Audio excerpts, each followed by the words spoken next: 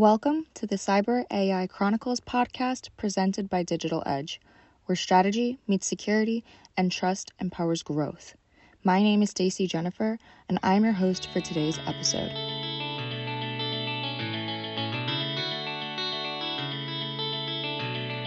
Hello, and welcome back to another episode of Cyber AI Chronicles with our very own Michael Petrov. And today we have Henry Jiang. He is a CISO of a large health tech company who will be talking about cybersecurity and risk and the AI world. So I'll pass it along to Henry to introduce himself and let us know a little bit about yourself. Sure. Stacy and Michael, good for having me here. Thank you. I'm a Henry Jiang, and I currently work with a healthcare, a mental health platform company, SaaS company here in the U.S. Formerly, I was a CISO for a different type of SaaS company, including a governance company. That brings me to this topic, right, with the GRC. Prior to that, I worked as a CISO for banking industry for many years. So good to be here and having this conversation with you all. Yeah. Hi, everybody. And I just want to put it in context, like what we are going to be discussing. And we started this discussion with Henry a few days earlier. But when I started that conversation, like, oh, let's hold on, let's wait for this and let's record this conversation. So here's the mindset.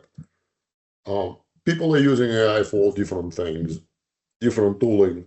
And my question was, with your experience, like if you wanted AI to figure out your specific risks for your specific company, for your specific situation, what would you use as a source information for AI? Because I was thinking, like, if you have like traditional infrastructure, maybe some kind of like a network map or like, I don't know. And we started this conversation.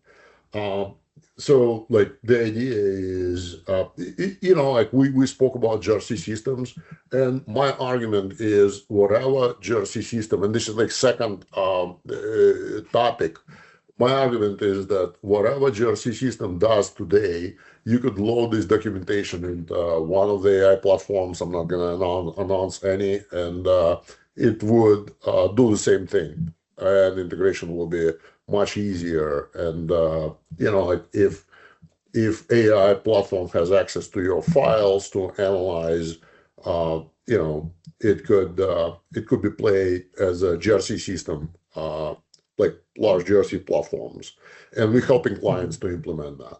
So for me, if you take like all your compliance information and if you take all your evidences, put it in one place and point AI to that, you could pull tons of information from it that you would pull through from traditional GRC system. But one of the challenge is to come up with like risk registry and risk analysis and things like that. So Henry, question number one, what in your experience, what would you use, what would you give to AI as a source for analyzing and come up with the meaningful risk registry or risk assessment?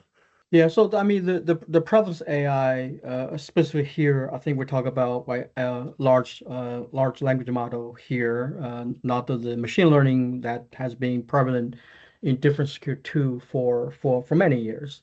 You definitely see the change, the enablement come from the today's AI to make especially GRC work much more efficient, right? So you ask a question, Michael, that how do we collect the evidence? What type of material data would AI would want to gather and how to gather that? But I would start with, like any GRC audit, whether it's a HITRUST or ISO or SOC 2, we all know everything starts with the framework, right? We call control library.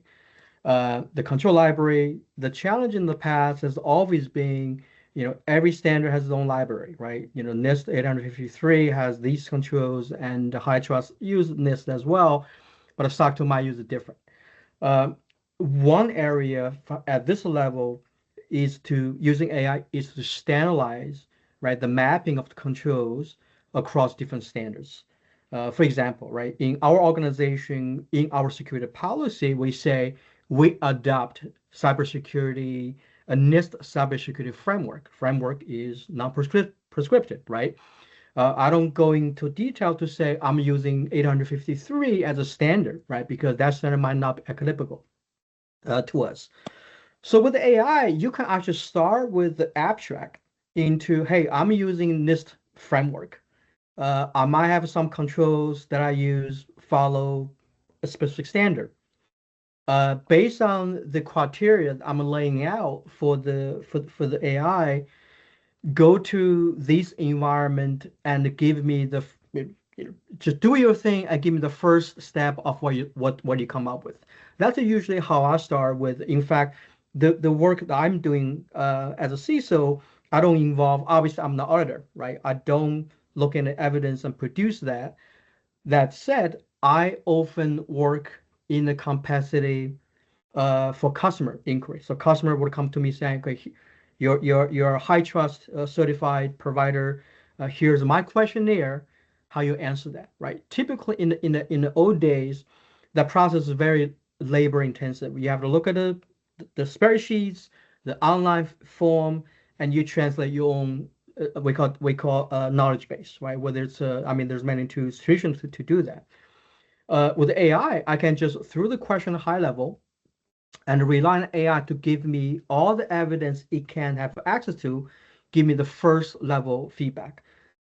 More specifically, right? I mean, I would say a lot of companies in the enterprise environment use the Copilot, Microsoft Copilot, as AI Copilot, specifically tied into your Microsoft Teams, which a lot of one-off conversation taking place, unstructured, right?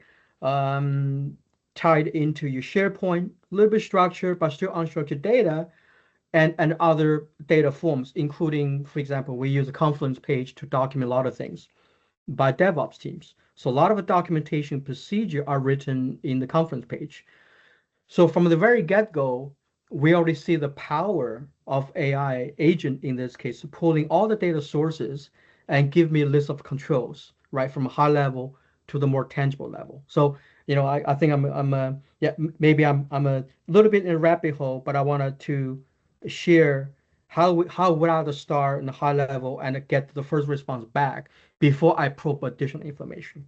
I just want to say that what we do is we have a client that is regulated by multiple regulators in different. It's a global company, and here it could be not regulated but required.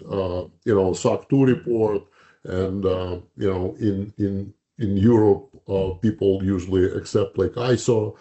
In APAC, there is a framework called OSPAR.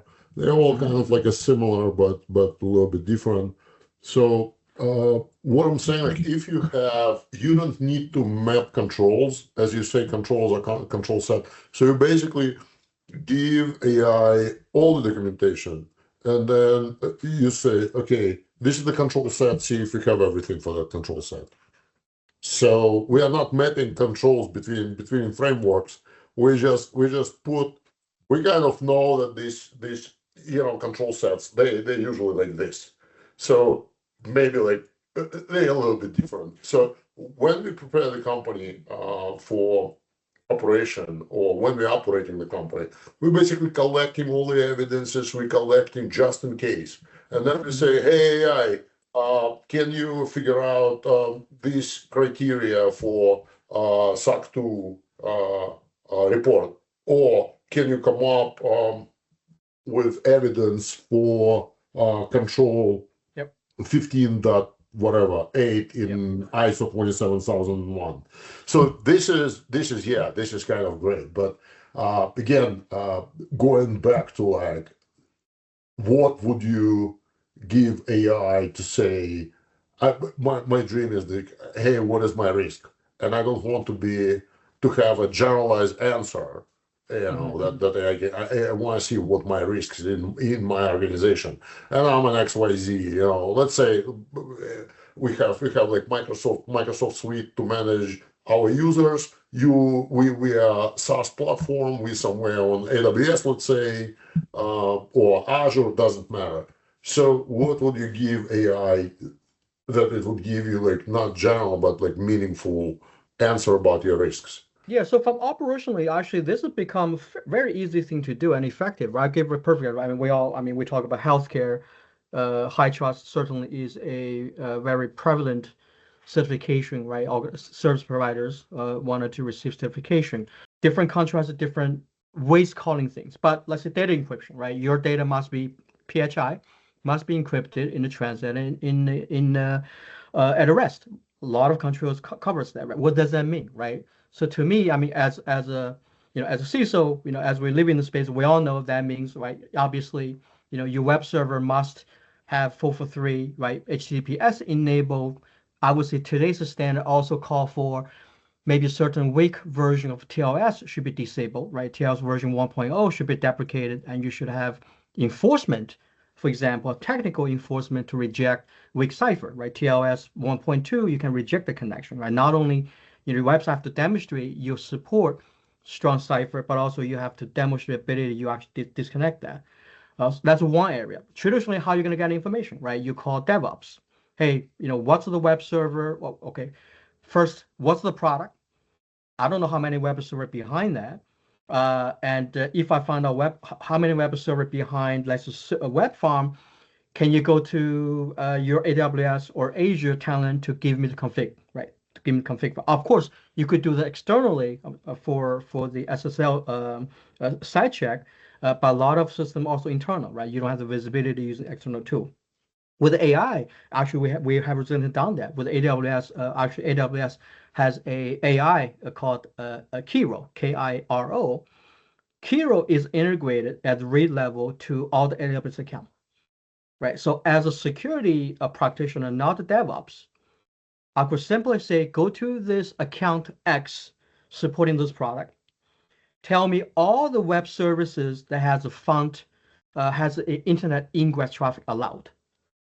Identify any risk. I could say identify any risk not conforming industry standard, or can more precisely identify any risk that not conforming HITRUST certification, right? It will literally go back looking for all the configurations in the production, non-production environment, give us a list of the assets are potentially, let's say, have port 80 open, but port 80 is redirected 443 upon connection. The AI today can make that determination very easily. I mean, imagine the work, the manual work is reduced compared to the manual documentation screenshots you have to do in the traditional way, right? I think that's one perfect example to using AI to not only just give you the evidence, but also walk through the entire production environment in real time, right? This is not like I'm sending you a questionnaire, you fill out 2 days later. This is, I'm going through the read-only scan in real time using AI, give me the results as a matter of whatever 20 minutes ago, right? So that's one power example of using AI to do that work for you. But you are talking about checking the Yeah. guardrails, and I would do it differently, but Okay. I'm more kind of okay. AWS has like AWS config, where you set up whatever, like HIPAA, and it would check that, and you could set up guardrails, and you cannot deploy, for example, S3 bucket without encryption. But the question is, part of HITRUST and HIPAA, for example, is that you must have risk registry. Yeah. So you just said, so you should have, we are speaking about this SSL or TLS, whatever. We are talking about addressing risk, not having information encrypted in transit. So technically, your organization has this risk. Yeah. I mean, you have a risk category, right? You have a risk So category how do you get it? That's very easy. I mean, that's why AI is so powerful, right? So you could use either an internal risk register, which we have, right? Because risk register. How do you produce that risk register? I mean, first of all, risk register category, right? If you talk about register category, should not be overly complex. For most of our organizations, the risk register should contain less than 20 type of risks. Yeah. So we talk about risk register, right? So risk register, first of all, risk register to be effective, communicate with the risk management level. You don't want to make a risk register looks like your daily issues. For example, right? For example, SSL, uh, improper protection of sensitive data is a risk. Yes. But when you present that risk to the ELT, executive leadership or risk committee, you actually don't want us to be too technical. Yeah. What you're going to say is, we have a risk with the information protection, right? That could be a lack of SSL. That could be maybe database, doesn't have encryption at rest, right? So all of these technical risks will be translated into high-level risk on the risk register level. So now I'm going back to how we discovered that. We have a 15 risk category. We're using actually a standard to categorize risk. I can easily say, based on the findings, right, from the technical side, whether it's AWS key role or config or what else. I mean, the good thing about AI, you can dump a lot of data into CSV, PDF, whatever you want to read. Then you're going to say, here's my risk categories. No. How do you Yeah. get the risk category? How do you get that No, document? the risk you develop that. I mean, you don't. I mean, of course, you can use AI to give you, but we have to That's develop our risk categories. Yeah. right, but that's what I'm Yeah. saying. You could tell AI to develop your risk category. What do you give AI to develop? Because it takes experience to Yes. develop this. Because Yeah. as you said, it has to be high enough so executives would understand, but also it has to be specific to your organization. Otherwise, auditors will say that it's just a template and that's yeah, it. that's so trivial, right? With any AI model today, you can ask, okay, I'm a healthcare company, PHI. Here's my compliance requirements. Give me a enterprise level risk category based on our risk profile. I will guarantee you in 20 seconds, you will get a pretty good company risk category. Yeah. I understand, Yeah. but so you just tell me that give AI only my business profile.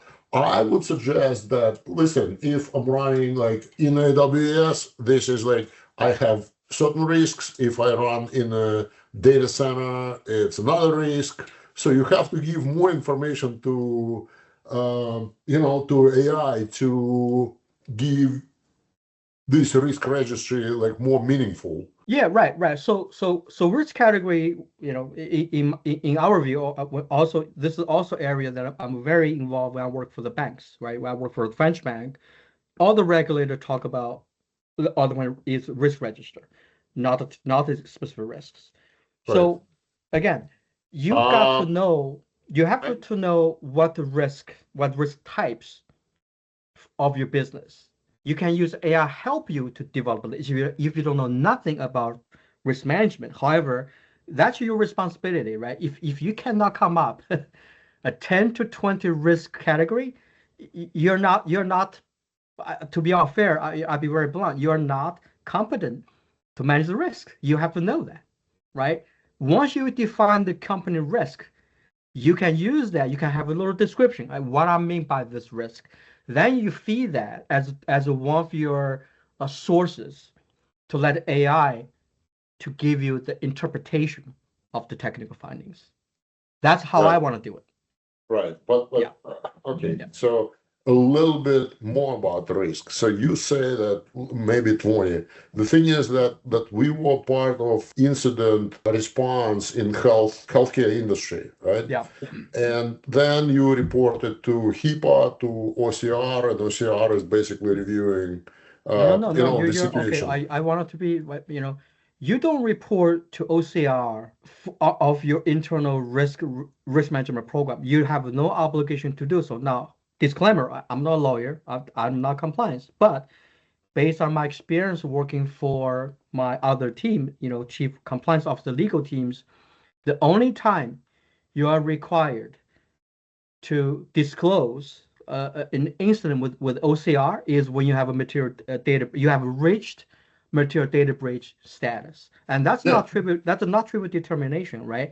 Only at the time if under the audit, then you shall be required to provide evidence on your risk management program, your risk register, how you have done. But I think with OCR itself, OCR stands for Office of Civil Rights, right, which is part of the HIPAA under.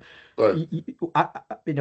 Honestly, I don't think you ever needed to provide So your internal risk management program. Let me tell you our experience. Yeah. So when they're reviewing the case, and this is in the regulation that after the incident, right after the incident, you have to do risk analysis, and not overall risk analysis, but what risks basically and what you didn't do in your original risk analysis that created opportunity for this incident.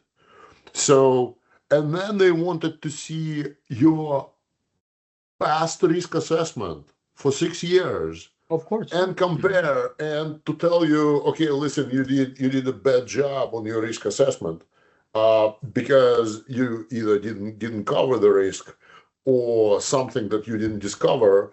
So they use the risk assessment as a very kind of like a serious indicator of how organization set up its cybersecurity program. So risk registry, risk assessment is very kind of like a serious thing. So you cannot just put I don't know, like very high categories, and you have to like be like very precise. And I'm not saying that it has to be 300 risks. I'm just saying that it has to be very, very highly customized to your specific environment and what you have. Yeah. Again, right? So I'm not, maybe we talk different things here, right? So if we talk about what is obligated activity for OCR, for HSSS, for security incident, the risk register, your internal risk management practice, including the evidence to show you did or did not do that, does not come by default until you enter a material data breach. Yes, absolutely. Yes, right. But we are preparing all this documentation to be prepared. Oh yeah, of course, right. So my point is, right, my point as a CISO, I have always done this, right? We should have never run a security program not thinking about what's the worst case scenario, right? Which means I have a security council meeting occurs every quarterly with my executives. Mm-hmm. So that is my opportunity. As you said, I'm presenting the risk register, the unmitigated risk, into some detailed level operation data to my internal risk management team, right? That activity need to be as a part of your regular routine, not to thinking, oh my God, if only if I have a data breach, then I need to do that. No, that would be too late, right? Yeah. Exactly. So you got to do this as a part of your muscle memory. You got to establish risk management program. You got to establish your security risk management practice. And now every company risk profile is different. Some company, they might say, we don't have an enterprise ERN. We don't have enterprise risk program. We don't. What we do is, however, we would categorize cyber risk as a distinct risk based on our business model. So that's okay. As long as your governance structure from organizational level outline in your policy procedure, you're okay not to have everything, right? For example, the big company would have. As long as you can, in the future, in the worst case scenario, you can produce the evidence to show you are following your internal practice. The worst thing could happen is you write something. I have seen people do it all the time, right? They will download this risk management playbook. Yeah. Okay. Then for company with 100 people in size, right? They're going to say, okay, I'm going to use that playbook as my standard or policy. That is a very risky maneuver, because if you can check out 1,000 controls, even 300 controls, and you put in the policy, you'll be fined. You could be easily fined negligent under the eyes of regulators. Exactly, and some executives don't understand that the position that, oh, I have a security team and it's their responsibility.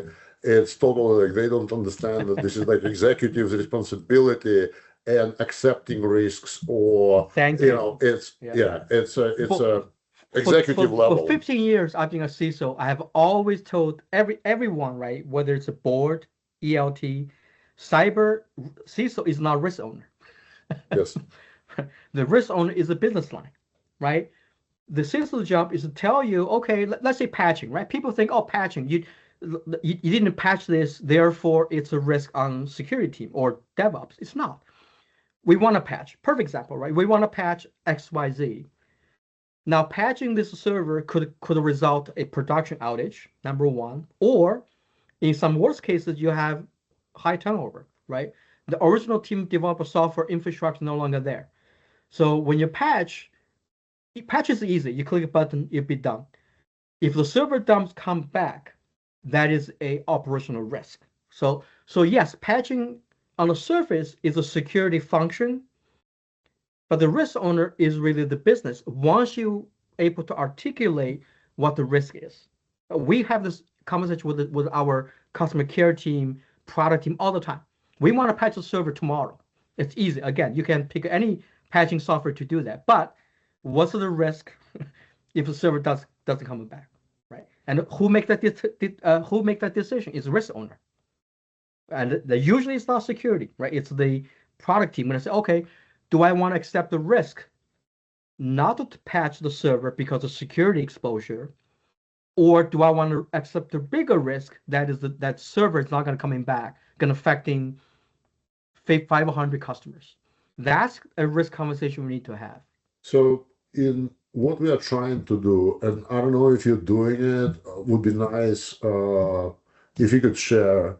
So you are trying to, like, you live your life, you have your risk registry, you have your risk items. It's nice to quantify at least in some number what is how much is risk in that line item, and it would be nice to have a progress and to say, okay, we had 78 uh, items of risk on average or whatever spread across all the risks, and this year we installed new technology and now we have 81 or whatever, like 89, so to show kind of like executive the progress.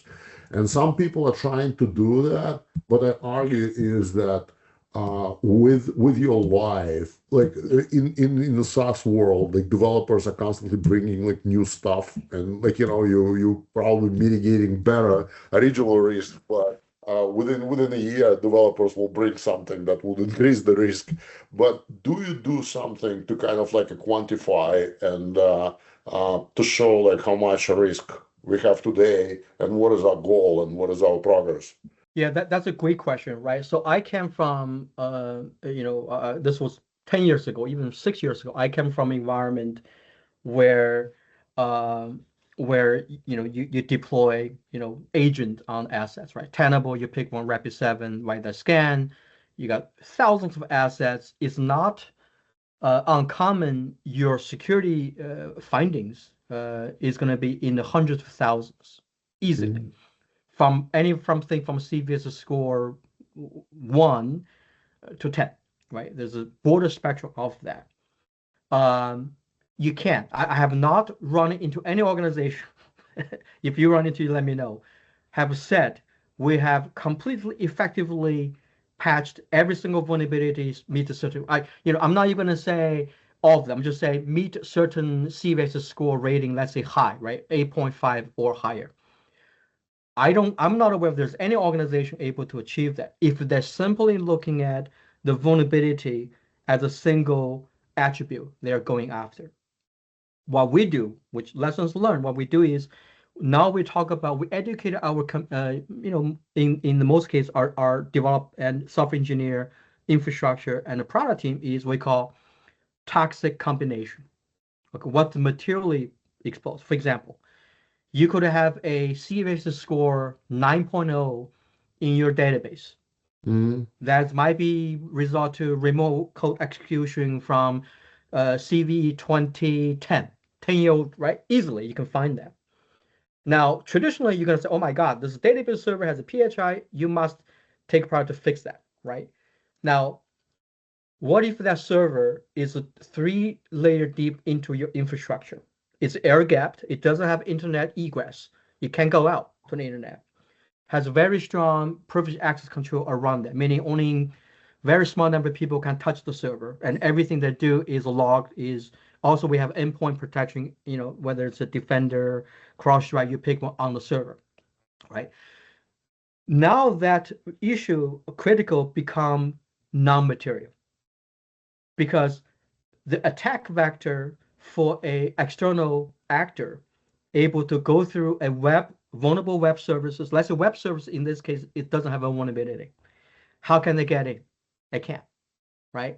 So the tax combination is that you have assets have high risk rating. Combined, you have other risk, whether it's a weak parameter, or sometimes you could say human, right? Maybe you don't do second factor authentication for your privileged users. Maybe you have simple firewall, ACL based rather than layer 7 firewall, right? So you have to take consideration all the different controls. It's like switches. When you align them together, you have a whole. But if you move them around, the risk can be mitigated. So we have adopted this notion where it is okay. I mean, I know it's scary for CISO to say that. It is okay. We have hundreds, thousands of vulnerabilities. Yeah, because technically you have compensation. You have I have a compensation compensated control for control. that. Exactly, right. And I know my real exposure looks like thanks to the modern tools. Like, can I mention tools name here like Wiz, right? I mean, you can pick one. There's a lot of a modern tool will give you that toxic combination analysis, right? Which is very powerful. So now we only focus on the real issues that passing through all the layers. These issues need to be addressed immediately, or according to whatever time frame you agreed with your vulnerability management standard. Yeah. So what is on your roadmap? Like, where are you trying to be, or what's new, kind of like a vision, anything that you work on? Where's your passion in? I mean, the AI, the agentic AI truly become so disruptive in a good way. We are full speed ahead, right? If you look at our most of the security program, you have security operations, then you have application security, usually involves static code scan, dynamic code scan, pen test, all of that. Then you have coding, right? People, software engineer writing code. We are actually using AI for all three already. For example, security operation, we are using a third party provider that the agentic AI not only detects the potential threats in real time, but also take actions without human intervention. Meaning, if the AI thinks that your password is compromised, combined with other telemetry, your account will be locked out automatically, whether it's at 2 o'clock in the morning or 7 p.m. on Sunday. No human involved, right? So that is the power of relying on AI agent to do human work, right? Imagine that, yeah. We discussed this, and I was scared when you said that. That's a risk. There's always risk. I'm not saying that everyone should just go happily click it, but it took us a while. It took us, I would say, 3 to 4 months to train the system, right? To give the system the feedback to learn. I mean, in the first, this is a lesson learned, right? First, I would say first month or two, yeah, IT was not very happy with the security, right? Because we rely on AI to log a user day and a night. And when the user get logged out, guess what? They call IT. They don't call security. They're like, hey, my password doesn't work anymore, right? So it take a lot of care in the feed, even with AI, to make the model more effective. So that's not trivial. But I think you need to take that, I would say, quantum leap. You have to put enough trust with AI so that it can perform as a effective human analyst. Well, I would say that the risk come from like a little bit different vector. Why I'm scared, because like, look, we use, for example, mobile device management tooling for securing whatever remote workers. Now, latest Striker, I think Striker was hit by whatever cybersecurity incident when bad guys got access to that and wiped out remote devices. So we use tooling to secure stuff. Yeah, Now this tooling gets, of course. compromised, and then you create even like more damage. So now 100% you right. have security tooling, then you have AI on the top of security tooling, and then like if something wrong with that AI, so like aren't we adding like more vectors for attack? Well, yeah, I mean that's a good point, right? That's why a mature AI, I'm talking agentic AI, right? Not machine learning. Agentic AI, one of the fundamental concept, right? The agent, the AI agent you create, whether it's MCP or others, they must assume appropriate role, just like humans, right? And that role that AI agent assumes has consequences, right? So which means if my human analysts have the ability to shun the network connection, wipe the machine, blah blah blah. The same role, if I'm assigned the same role to an agentic AI, the same damage can be done, right? If the AI is either maliciously taking over by the threat actor or making mistakes. So, Yeah. so my point is, agentic AI is almost that you have the thinking about your project access management, defining the role for the AI agent. I would say with agentic AI, you also should defining the role more granular. For example, certain agentic connection should only able to do A and B, log the password, but not wipe the machine, right? So you have to think about a layered approach to protect, to thinking about AI agent can go rogue and mitigate Yeah, the risk. Yeah. yeah, and there are horror stories when Oh yeah, there are always horror something like stories. Claude, you tell Claude to do one thing Of and course. it screw up Terraform and Oh yeah. reanalyze Terraform Right. and like throw Yeah. like delete stuff or Yeah. whatever. But Like that's there's not some the reason to go forward, right? I mean, it's very similar to back, 10 years ago, where the cloud, but public cloud was in a debate, right? I work for the banking environment, right? Our C-level said, well, we will never go to cloud because you know. we don't trust the cloud. Look at Yeah, these no, days. I'm not saying that. I'm saying that it's scary, but yeah, It's we have to scary, go right? forward. I mean, And yeah, like any role, IT security, you got to taking this role seriously. Meaning, I also talked to service provider going back to agentic AI, SOC. What's the breaking glass protocol? You talk to your service provider. Okay, if something happens, if your organization is compromised, what is the procedure that can be written down, right? I can disconnect all the connections with you. And we know that. I mean, it should be in your playbook, right? When this, Armageddon, when this happens, here's one command or script I need to run to revoke your access to our environment.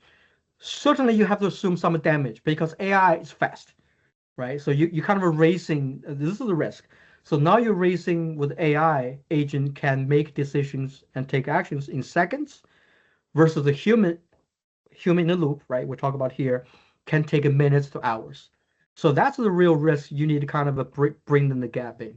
That what can I automate that breaking glass procedure where something happens, I can disconnect all the AI agentic connectivity to my environment. right, Yep. right. No, kind of like I just wanted to throw this example. Like Yeah. you said about like never in the cloud, will be like in data centers. At that time, I kind of already knew that the change is coming and Yeah. whatever. Like when people are saying that it's impossible, it will be possible. My biggest kind of convincer was the story with BlackBerry. So when it was like very good device and they had great security, right? Like you remember that BlackBerry server, like overall enterprise. PAS Enterprise. Yeah, I Yeah, managed so those back in the it days. was Yeah. it was a good security product for. And then the executive said, "Oh, I like new iPhone. I want iPhone." And security, and we as security, we were saying, "Oh, listen, it's not going to be secure." Like, okay, you know what? Screw that. I want iPhone. Right, And but that's a perfect example. But look at how iOS evolved from security, right? Uh, 10 years ago, no, even 5 years ago, I was iOS version 15, 14 Hmm. are still I mean, you saw the news yesterday, right? iOS version 18 has this crazy vulnerability, right? Um, but over time, I'm just picking Apple as example. The end-to-end encryption is in place now, right? Not even law enforcement can, even have a physical access to your phone that can read your messages. If you run in latest software, you patch it. Of course, that's given, right? Compared to, I would say BlackBerry back in, I don't know, 20 years ago, I'm sure, under the subpoena, I'm sure law enforcement, FBI, whatnot, certainly have a way to, break the encryption. But today with iOS, it's feasibly impossible if you use it properly, right? You do again, iMessage end-to-end encrypted. How are you going to break that, right? There's no Yeah, backdoor. Yeah, I mean, it's a what do you call it? It's a progress, and yeah, it's progress. security Yeah, grows. But yeah. at that time, I would argue that BlackBerry Enterprise Server was like much more secure when you deploy, iPhone just syncing with your Yeah, the Exchange or iPhone's whatever it message is. sync, I mean, was really relying. What's that protocol? The email protocol that very weak. I forgot. IMAP, POP3, right? IMAP. IMAP. Oh, Yeah. POP Yeah. three, POP3, Yeah. Yeah. whatever. Yeah. SMTP and Yeah. It's POP3. crazy. I Oh mean, my God. again, we play outrage. I mean, back then, with the network engineer, I mean, you could sniff the packets on the Yeah. Wireshark, right? You see Henry, everything. we are old. Yeah. Right. But yeah, back to the AI, right? So AI, I think it really surprised me in a good way. Uh, the progression for AI, LAM, is measured by days and a month, where the public cloud took years, right, to get the maturity it is. So my concern now with the AI is with all the AI models, Gemini, OpenAI, and the Claude, how do we even keep up? Because like I'm using it. I was on OpenAI, sorry, ChatGPT version 5.3 a month ago, now it's 5.4. Yeah, How you keep up with that? Right. Right. yeah. So the risk on the cyber side is that is your agentic workflow, whether it's a SecOps, application security, and others, how you keep up with the new model come out. Right, Yeah. new vulnerabilities because, as you say, like you know how to take this agent and try to figure out how to secure it. So you basically say that you either enable access or you disable access, and you don't delete or you don't, so you have only like very limited amount of things that you could do. But how do you because a company can bring something into the organization that is AI and totally new, and we as a cybersecurity have to like figure out what a possible exposure that will bring when there is no like experience, because we could say like listen, if you deploy this or you don't deploy this, you have that risk because based on our past experience, it exposed you to this and these vulnerabilities or whatever. With this new tooling, people wanted to adopt them so fast, and you don't even know what it will bring. Yeah, but boil it down, right? I mean, this I'm going a full loop back to 20 years ago, right? The fundamental security controls, whether it's a public cloud, vulnerability, end device, AI now. There's two main principle of cybersecurity. It really hasn't changed, right? That's data protection and access control. With AI, it's the same thing. Data Yeah, protection. but you give access to something that could be exploited as well.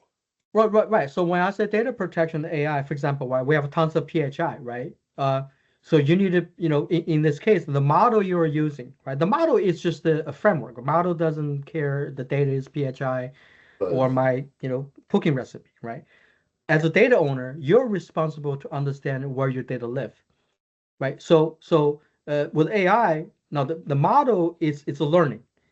The learning model, a lot of companies are actually doing this, right? I mean, there's very fairly easy actually to adopt an internal AI environment, right? You have the model running in your environment with the compute, but that ecosystem does not leave outside. I mean, you could do that. I mean, a lot of banks doing that, right?